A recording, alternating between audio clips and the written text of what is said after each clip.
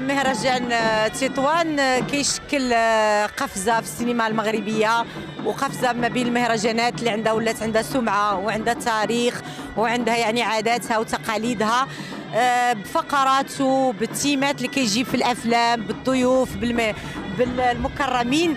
وأنا سعيدة جدا أنني نحضر هذه الدورة، وسعيدة أنني نكون ما بين الضيوف.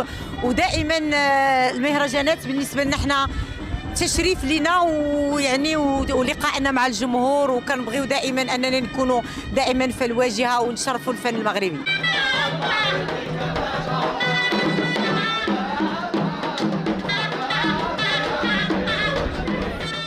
مهرجان البحر الابيض المتوسط للسينما هو مهرجان عريق عريق وعريق جدا، مهرجان اللي كيتميز ببرمجه افلام مهمه ومهمه جدا، لان البحر الابيض المتوسط يزخر من العديد من المدن اللي لها باع طويل في السينما، فلهذه فرصه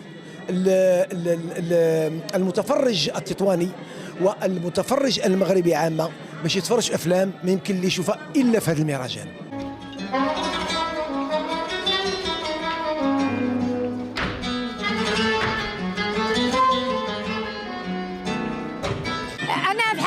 ضيفة المهرجان وصديقة المهرجان، يعني هذه يمكن السنة الرابعة اللي باش كنجي مهرجان تطوان الجميل، وهذه الدورة 29 وكانوا دورات قلنا ما تحسبوش، يعني راه أكثر من 29 دورة. الناس يحبون السينما ويحترمون السينما ويحترمون أهل السينما، دونك تعزاز عليا سي توجور ان بليزير انني نجي عندهم.